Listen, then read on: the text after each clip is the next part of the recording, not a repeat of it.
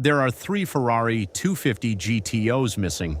Each one is worth $50 million, and I think I know where one of them is. Okay, before you think this is clickbait, let me explain something. Between 1962 and 1964, Ferrari built exactly 36 of the most legendary race cars ever made. The 250 GTO. Today, they're the most expensive cars in the world. One sold privately for $70 million in 2018. Another went for $51 million at auction. But here's the thing that keeps Ferrari historians awake at night. 3 of those 36 cars have completely vanished from public record. And I've spent the last 6 months tracking one of them. I've got documents, I've got eyewitness accounts, and I've got an address in rural Connecticut where a 92-year-old man might be sitting on a fortune he doesn't even know he has. But to understand why this matters, you need to know what makes a 250 GTO worth more than a Manhattan penthouse. So, the Ferrari 250 GTO, if you're not a car person, you're probably wondering why any car is worth $50 million. It's a valid question. Here's the answer, and it's going to sound insane, because only 36 were ever built, and everyone who owns one would rather die than sell it. Drop a comment right now if you'd sell a car for $50 million or keep it. I'm genuinely curious what you'd do. Ferrari built these between 62 and 64 specifically to win races. Homologation specials, they called them. You had to build 100 to race them in GT class, but Enzo Ferrari basically bribed the racing officials and only built 36. Each one was hand-built, each one was slightly different, and each one has a story that reads like a crime novel. Ferrari kept meticulous records. They know every chassis number, every original owner, every race result.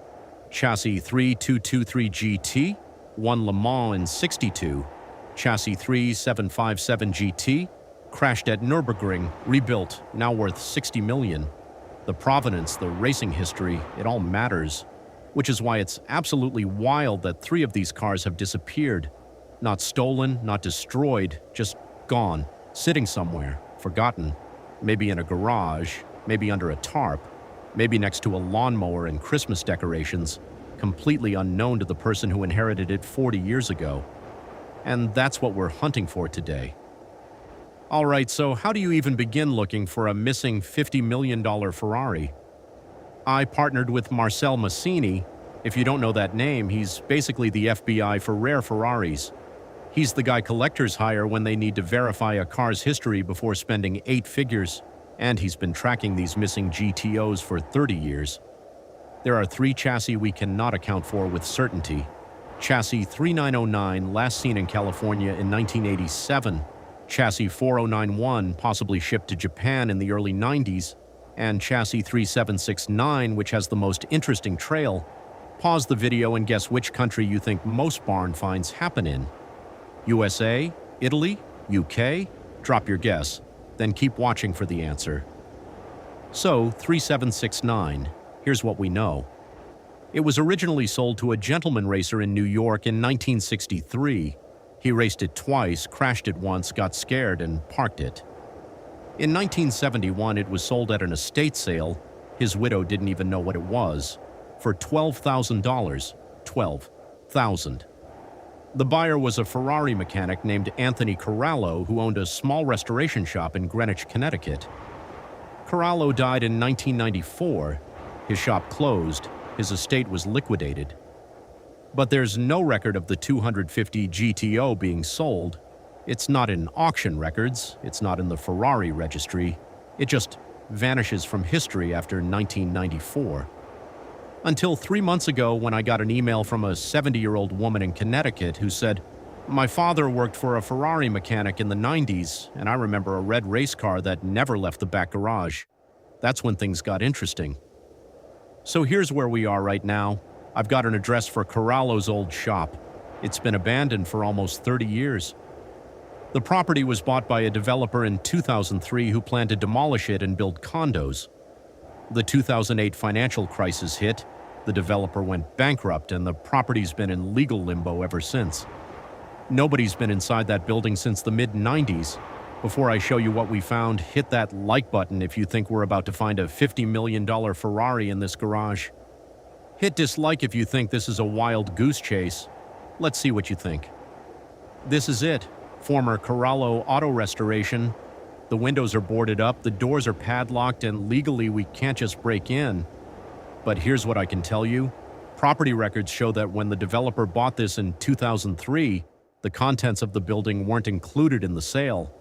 They were supposed to be claimed by Corallo's estate, but his only heir, a nephew in Florida, never showed up to take anything, which means whatever was in here in 1994 is probably still in here now. So I did what any rational person would do. I hired a lawyer. Specifically, I hired a lawyer who specializes in abandoned property law, and what she told me is fascinating. In Connecticut, if personal property is abandoned for more than 10 years and the owner cannot be located or has passed away, the current property owner can claim it, or in some cases, a third party can petition for salvage rights. Translation: there's a legal path to getting inside this building and documenting what's there. We filed the paperwork 4 weeks ago, and yesterday I got the call that we have permission to enter for documentation and appraisal purposes. Which brings us to today. We're about to go inside a building that's been sealed for almost 30 years. If chassis 3769 is in there, it's one of the most significant automotive discoveries in history. If it's not, well, at least we'll have the answer. Real quick, subscribe to this channel if you want to see part 2 of this investigation, because regardless of what we find today, this story isn't over. Hit subscribe, turn on notifications. You'll want to see what happens next. All right, this is it. 29 years since anyone's been inside. Oh my God, there are cars under here. Okay, here we go. It's a Fiat. Okay, not what we're looking for, but that's fine. There are multiple cars in here. This one's bigger. This could be it. The proportions look right. Testarossa. Okay, so Corallo was definitely storing Ferraris. We're in the right place. But where's the GTO? Wait, there's another room back there. The email mentioned the back garage. This whole time we've been in the front garage. This is different. This tarp hasn't been touched in decades. You can see the dust pattern. And look at this. The profile is lower. Longer hood, shorter wheelbase. That's consistent with a GTO. It's red. It's a Ferrari. But it's not a 250 GTO, it's a 250 GTSWB. Short wheelbase Berlinetta. Still an incredibly valuable car, probably worth $3 to $5 million in this condition. Still a significant find. But it's not the GTO we were looking for. Chassis number 2735. Let me look this up. Okay, 2735 GT. This car has been missing since 1989. It's in the registry as whereabouts unknown. So we did find a lost Ferrari, just not the lost Ferrari. Drop a comment. Is a $3 million barn find still exciting even if it's not the $50 million car you were hoping for? Because honestly, I'm torn. This is simultaneously amazing and disappointing. But here's what this tells us. Corallo was definitely storing significant Ferraris here. If he had a missing GTSWB, it's entirely possible he had other cars we don't know about. And the fact that this car has been here, untouched, for 34 years means whatever happened to chassis 3769 didn't happen at this location. Hold on, there's a filing cabinet over here. These are restoration records, work orders, invoices. Wait, look at this. Chassis 3769 GT, transport to storage facility, Litchfield County. There's an address. It's 40 miles from here. We've been looking in the wrong place this entire time. So here's where we are. We found a $3 million Ferrari that's been missing for 34 years. That's not nothing. The SWB will go to auction, the estate will get paid, and a piece of automotive history will be documented and preserved. That matters. But chassis 3769, the 250 GTO. We came here looking for? We now have a new lead.